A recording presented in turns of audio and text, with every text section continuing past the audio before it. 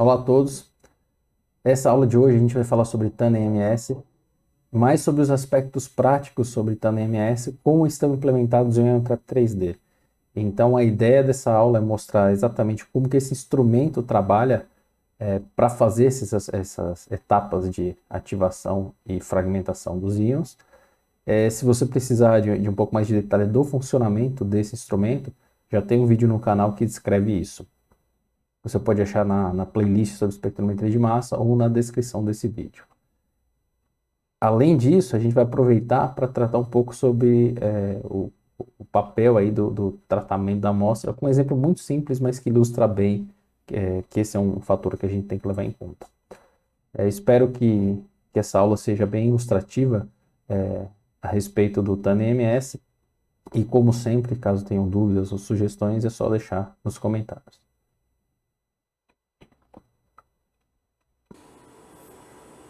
Inicialmente aqui o que a gente tem é uma amostra, na verdade está passando só solvente, dá para ver que o espectro de massas aqui não está tão limpo, tá?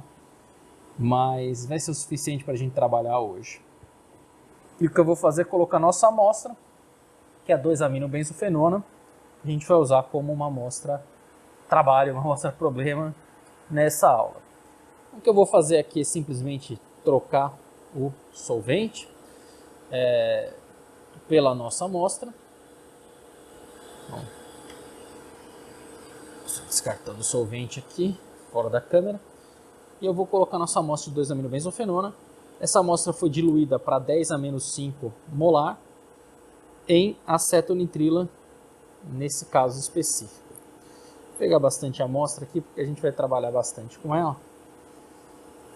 Vamos ver o que a gente tem de sinal.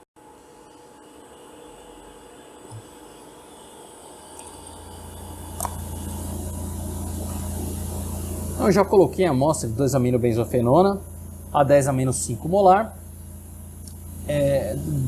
2-aminobenzofenona, só para a gente deixar claro, é essa espécie que está aqui, tá? Então, 2-aminobenzofenona, com essa fórmula molecular. A gente está procurando então se verificar os isótopos, uma espécie, daqui eu coloquei a massa molecular, estou esperando ela protonada, estou esperando ela aparecer então em 198, com esse padrão isotópico. 198 tem aqui um pouco, tem sinal de outras coisas aqui, a gente já vai tentar verificar o que são essas espécies, né?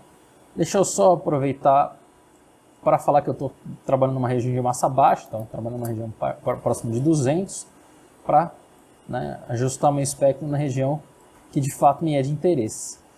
Isso é só 2-aminobenzofenona, dá para ver a cara do espectro. Eu vou tentar aqui do lado procurar algumas outras espécies, então ela protonada é 198, ela, deixa eu selecionar aqui, ela com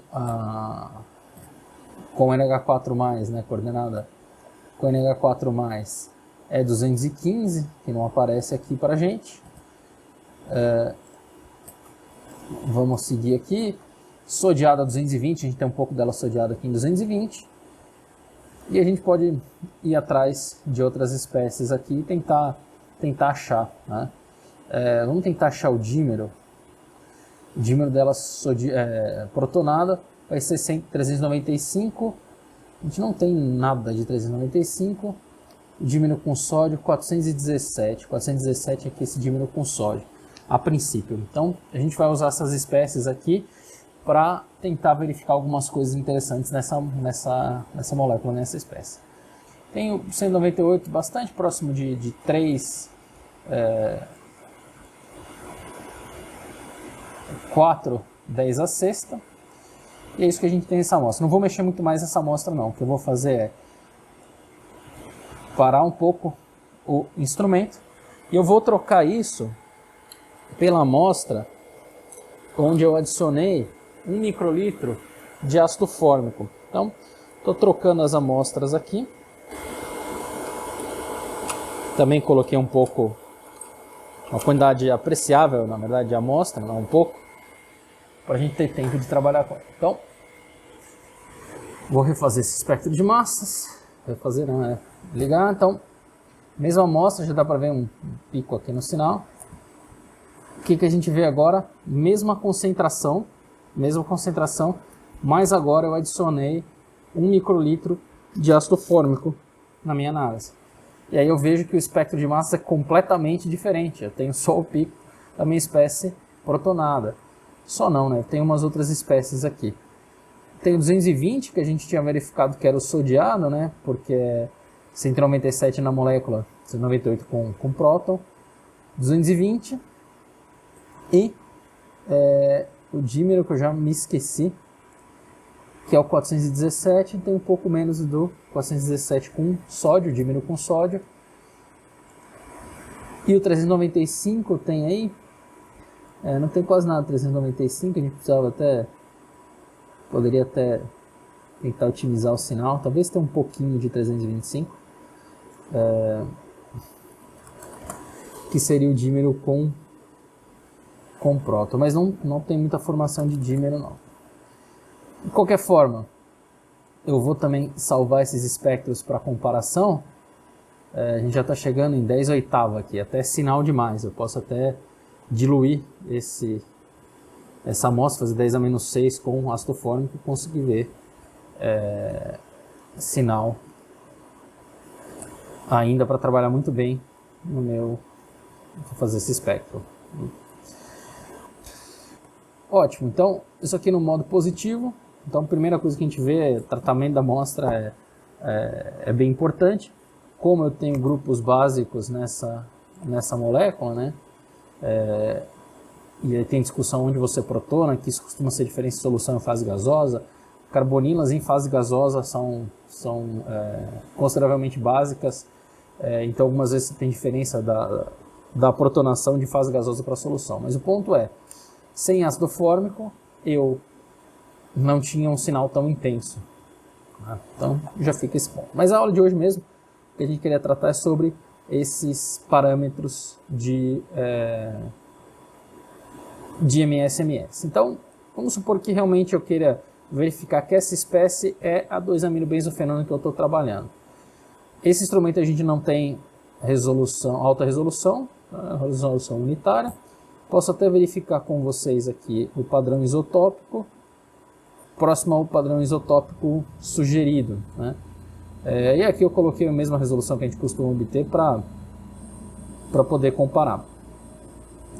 Então, se eu tentar encher a tela para ver essa contribuição, a gente tem uma contribuição parecida, não é ruim, né? Não é ruim. Posso até colocar esse equipamento no modo de resolução mais alta, mas aqui não há necessidade para isso. Bom, então tenho aqui a 2-aminobenzofenona. O que eu vou fazer agora é pedir então para ele isolar para mim esse 198, que é o íon que a gente tem interesse em fazer a dissociação. Aí a gente vai notar que o espectro agora é constituído apenas dessa espécie e não teve queda apreciável de sinal aqui. E aqui o que a gente vai tentar fazer é dissociação. Então eu vou até cortar isso aqui para 500, que é uma faixa maior que a gente precisa. Eu vou baixar isso aqui para a menor faixa possível, que eu acho que é 50, para a gente poder verificar o efeito dessa dissociação. Então, esse aqui é o espectro de massas. Então, lembrando que o que o instrumento está fazendo é que ele está enchendo o trap com todas as espécies que estão em solução, aplicando radiofrequência para isolar apenas o 198, que é o que a gente tem interesse. O que eu posso fazer? Justamente pedir para ele agora colocar uma amplitude de radiofrequência para aumentar a velocidade cinética dessa espécie em relação ao gás, ao buffer gas, né, ao hélio que está dentro do treco, e dessa forma eu consigo fazer com que esse íon ganhe energia por colisão e venha a dissociar. Então, eu já explico por que a porcentagem aqui, mas o que eu vou fazer, eu vou zerar essa porcentagem e vou ligar essa etapa que a gente chama de reação. Por que é reação? Uma reação em uma molécula, uma reação entre o íon que a gente tem, o 198, a 2-aminobenzofenona protonada, com o hélio no trap. Essa colisão faz com que a reação de fragmentação da 2-aminobenzofenona aconteça. Ou a gente pode entender que a reação é a reação unimolecular de fragmentação da 2-aminobenzofenona. Por que eu não vejo fragmentação aqui? porque a amplitude está zerada, então não tem radiofrequência sendo de fato aplicada. Vou colocar 25%. O que é esse porcentagem, né? O que é isso? O instrumento ele foi calibrado com um padrão e essa porcentagem é calculada em relação às massas dos íons que estão no meio padrão, para quanta amplitude a gente de fato precisa aplicar no íon para ele dissociar. Por quê? Porque isso é função da massa do íon. Tá? Então, automaticamente, quando eu estou no íon 198, ele está fazendo uma interpolação dos dados para saber quantos volts equivalem a 25%. Eu tenho a opção de vir aqui para ele e pedir para ele me mostrar isso em voltagem. Então, é a mesma voltagem que está sendo aplicada, mas agora a gente está falando, aplicando 0.16 volts. Eu sei exatamente quanto é 0.16 volts. Por quê? Porque se eu colocar isso aqui para 300, não vai ter íon isolado nenhum, tá? Mas se eu colocar isso para 300, eu continuo com 0.16 volts. Tá? E se eu venho para cá, ele está me falando que agora isso equivale a 20%. Se eu colocasse 25%, bom, 25% nesse outro modo, equivale a 0.20. Ou seja, íons de massa maior, em relação a massa carga maior, precisam de uma amplitude maior. Então, para facilitar e para a gente poder trabalhar isso sempre com o mesmo parâmetro, tem uma certa calibração, onde eu posso usar nesse modo uma porcentagem. Ele sempre aplica 25% do que foi necessário para os íons padrão para ser dissociado nessa massa. Tá? Então, 100% é a mesma coisa que eu usei no padrão. Então, vamos voltar para o que a gente está fazendo. 198. Só uma curiosidade, dizendo que eu pedi 300, e ele isolou um 300 e alguma coisa aqui, tá? Que é alguma espécie que tem na amostra, porque eu errei, né? Eu chutei qualquer número e de fato tinha um 301 aparecendo ali. Então vamos lá para o 198. Então no 198 eu estou pedindo 25%.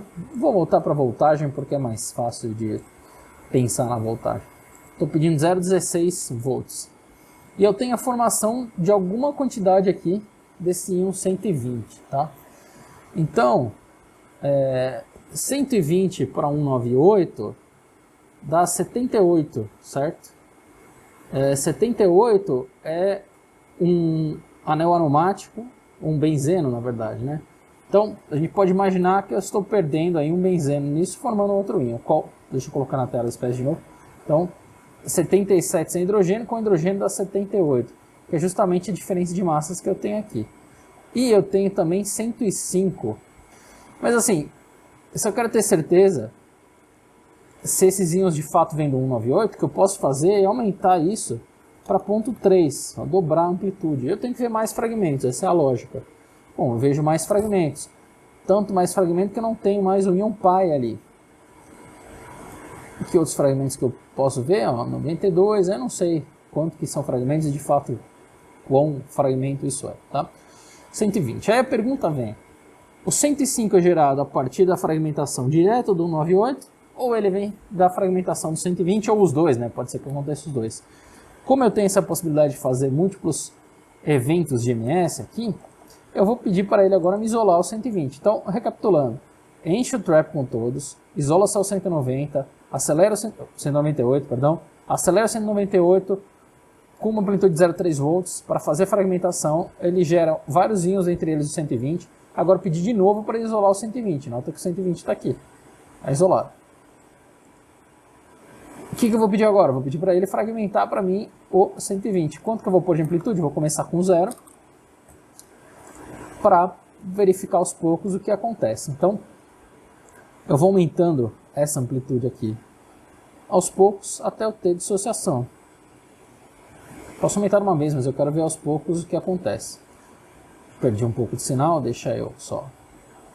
Então eu estou gerando 92. Estou gerando 92. A partir do 120 eu estou gerando 92. Ou seja, o 198 gera 120, o 120 gera 92, e a princípio o 120 não está gerando o 105. Então a geração de 105 parece vir direto do 198. Tá? Eu posso fazer a mesma coisa quantas vezes? Nesse instrumento ele habilita 11 vezes, mas a princípio isso aqui poderia ir até até quando a gente definir. O que é esse 198? Ó, ele sobrou um pouco de 198. Pode ser. Nota aqui que a gente tende a falar nesse caso que eu estou gerando 197. Por quê? Porque eu fiz essa dissociação, eu não tinha 198, né? E ele apareceu. Mas veja a escala. 2, 10 a quarta. Eu perdi 3 ordens de grandeza de sinal, ou 4 ordens de grandeza de sinal do que eu tinha isolado no início.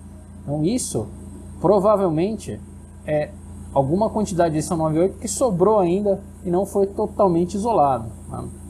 Vamos fazer de novo com 92 e ver se a gente consegue algum resultado relevante com ele aqui. Então vou zerar, isolar de novo 92, nota, várias etapas de isolamento e fragmentação estão acontecendo.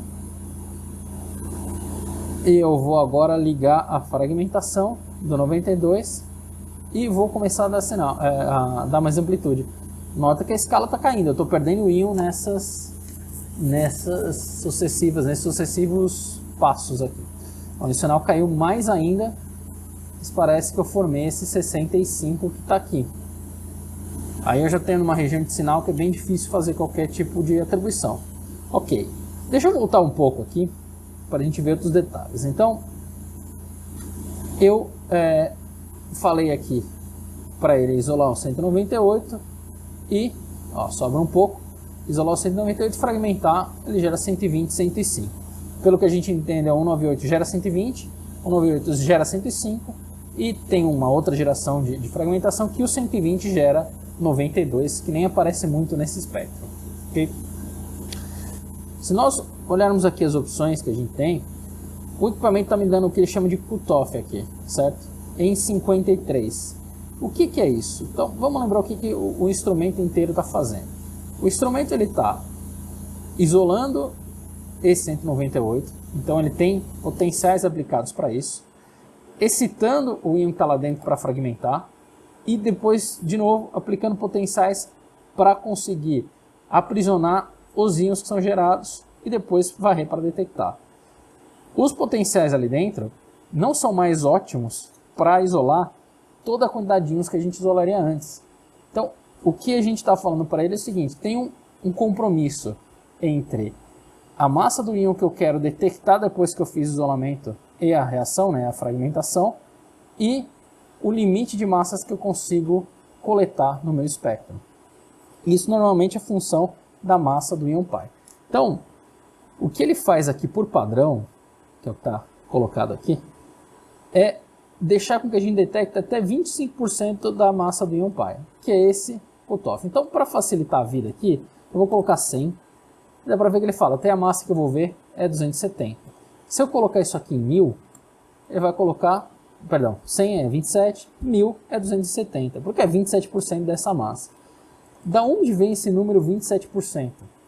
O 27% vem de um compromisso entre sinal que eu vou ter e eficiência de fragmentação nesse sistema, tá? Ou, melhor dizendo, eficiência de detecção pelo trap e a massa do fragmento que eu quero ver.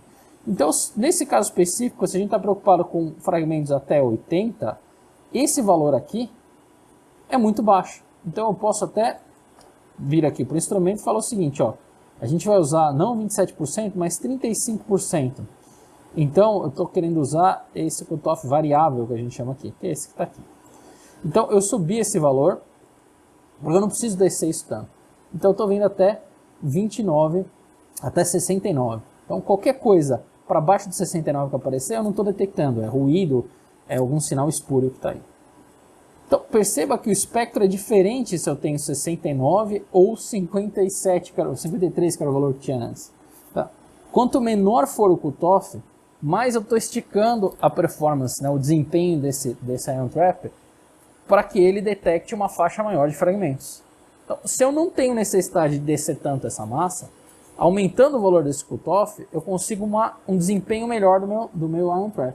Então note que agora eu consigo ver mais 198 no trap. Os outros parâmetros são idênticos. Então, de novo, eu vou passar agora para esse padrão aqui, que é 27.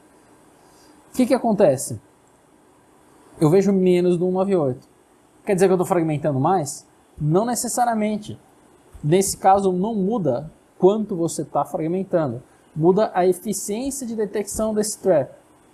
Então, se eu passo isso para o modo variável, eu não quero uma faixa tão grande. Aí ele detecta melhor os íons que estão dentro do meu trap.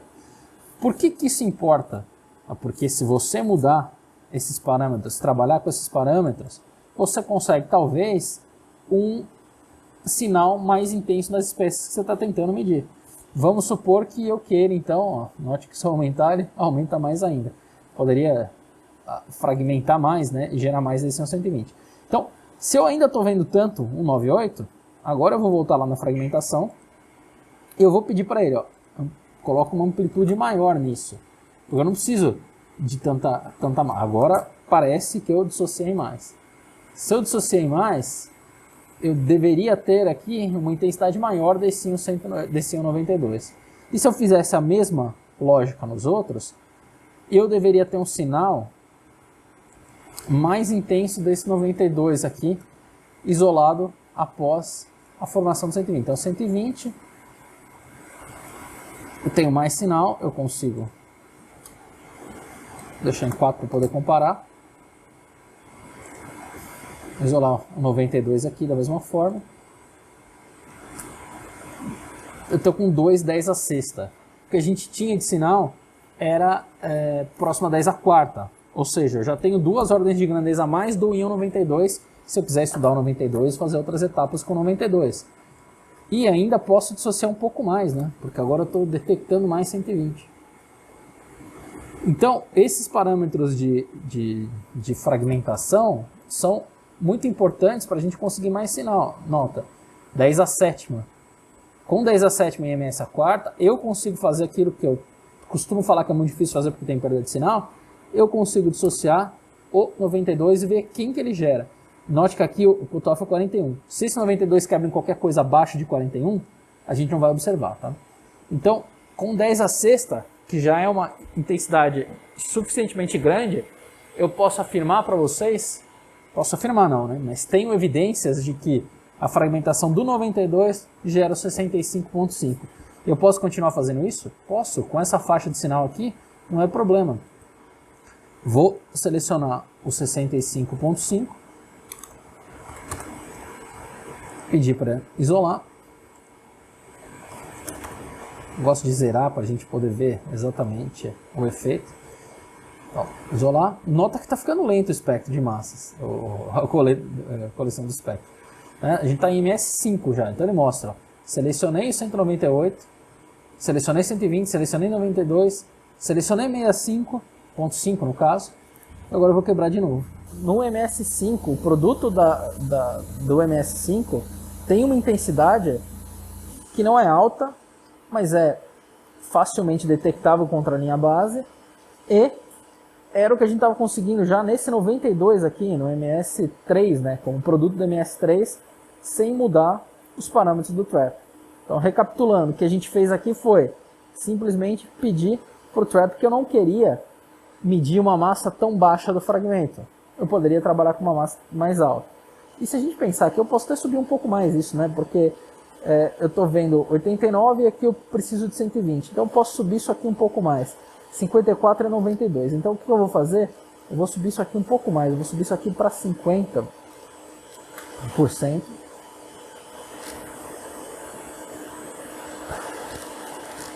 E esses números que mudam aqui são só parâmetros que o Massa já tem determinados para você não ter que mudar isso. Então eu posso, numa corrida automática, já falar para ele, ó, o seed mais baixo, quando eu quero fragmentos com massa mais baixa, é 20%, o variável vai ser 50% e o padrão eu uso 27%. Nesses MS automáticos é melhor. Então vamos lá, eu desci mais ainda. Então note que agora, com aquele mesmo parâmetro, eu consigo ver 10 a quinta, né? 5 10 a quinta de 65, o que vai permitir que eu fragmente, né? Peça mais fragmentação aqui. E aí tem aquela pergunta, né? A gente tem que entender se esse 39 é algum ruído, alguma coisa que apresenta ali, ou ele realmente só aparece com quando a gente tem a dissociação de 65. Se eu cancelar Aqui. Com 55 dá para ver um íon pai e um filho. Interessante, né? Mostrar a fragmentação dos dois. Se eu tirar essa etapa aqui, vou tirar todas, vou tirar todas, e a gente vê o full scan de novo. Vou mudar de novo para o meu modo de baixa resolução, só para ele ser mais rápido. Outra coisa que a gente tinha comentado, é que, se eu não me engano, esse 300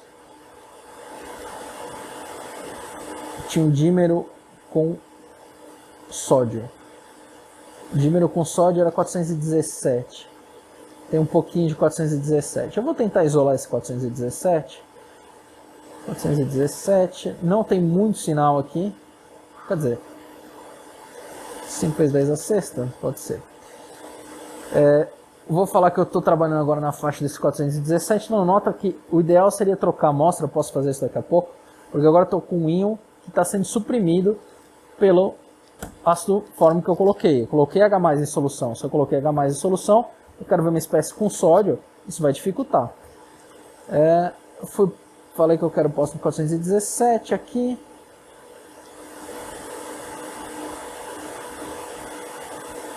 Estava melhor mais para baixo, né? 420. 417 está aqui. Tentar isolar o 417. Só para completar a descrição, esse parâmetro, deixa eu aumentar um pouco mais a massa aqui. Esse parâmetro, ele me fala a janela de isolamento. Então, 4 é 2 para baixo, 2 para cima da massa que eu quero. Então, se eu quero 417, ele está isolando justamente de 415 a 419. Vamos supor que eu saiba que isso aqui são outros íons que eu não queira que eu isole junto. Então, eu vou passar de novo para o método de alta resolução, porque já que eu vou separar esses isótopos aqui, eu não quero ter efeito deles. Vamos supor que eu estou na dúvida se esse 418 aqui é só padrão isotópico no meu componente. Então o que eu vou tentar fazer é isolar só o 417 especificamente. Então o que eu posso fazer? Eu posso colocar isso aqui para 1, que é meio de cada lado. E essa faixa vai ficar mais estreita. O que costuma acontecer é que esse sinal cai um pouco. Então note, foi rápido. Então eu vou repetir. Verifica aqui em cima. Se eu estou com a janela de 1, está caindo ainda. Estou com a janela de 1, ou se eu passo a janela para 4, o sinal aumenta muito mais. Por quê? Porque para isolar uma faixa menor, eu estou jogando mais íon para fora. Então, vamos tentar com uma faixa aqui de 2, a gente tentar se livrar dessas espécies que estão aqui. 2 já cai bastante o sinal, né? Tentar 17,5 para jogar isso um pouco para frente para ter o padrão isotópico e não atrapalhar no meio o sinal. Agora ficou bom, né? Agora eu perdi sinal. Eu tenho 417 e ainda tenho 418. Se a gente não quer esse 418, a gente vai ter que fazer outra coisa para se livrar dele. Se tivesse dúvida, pode ser um isômero que cai junto com o padrão isotópico dessa espécie. Não sei, depende do que você está fazendo. Mas a princípio, eu diminuí aqui a minha faixa e isso funcionou bem, né? Eu estou no variável, eu estou em 50%. Será que se eu subir, só fazer conta aqui, 50% é 209, o monômero é 198, então pode ser que esse valor aqui já seja ruim para mim, porque eu gostaria de ver o monômero quando ele quebrar, tá?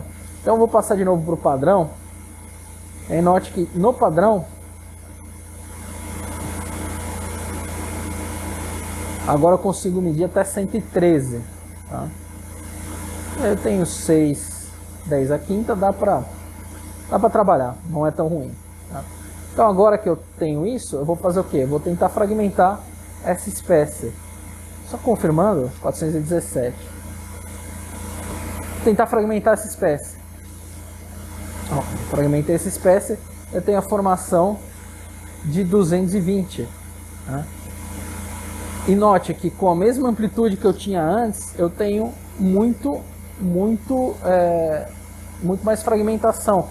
Por quê? Porque o dímero não é covalentemente ligado. Então é muito mais fácil quebrar um dímero do que um monômero. Mas eu não posso fazer essa comparação direta, por quê? Porque a massa é diferente, eu estou usando a mesma amplitude. Eu deveria compensar a amplitude pela massa carga do íon. A porcentagem seria melhor. Mas vamos baixar isso aqui para 0.10 e verificar o que está acontecendo. Foi confirmação de 220, então lembra, 220 é a 2-aminobenzofinona sodiada. Faz sentido, né, o que está acontecendo aqui. Eu tenho dímero, 2-aminobenzofinona com sódio, dou um pouco de energia, eu arranco um dímero desse cluster, desse agregado, certo? Nessa amostra, eu preciso verificar, mas nessa amostra eu acho que o 220 aparecia pouco, né? Então vamos ver. A gente tem 6/10 a quinta, né? Ou 0,6/10 a sexta de 220. Então até para aumentar um pouco mais se eu quiser. Vou aumentar um pouco mais.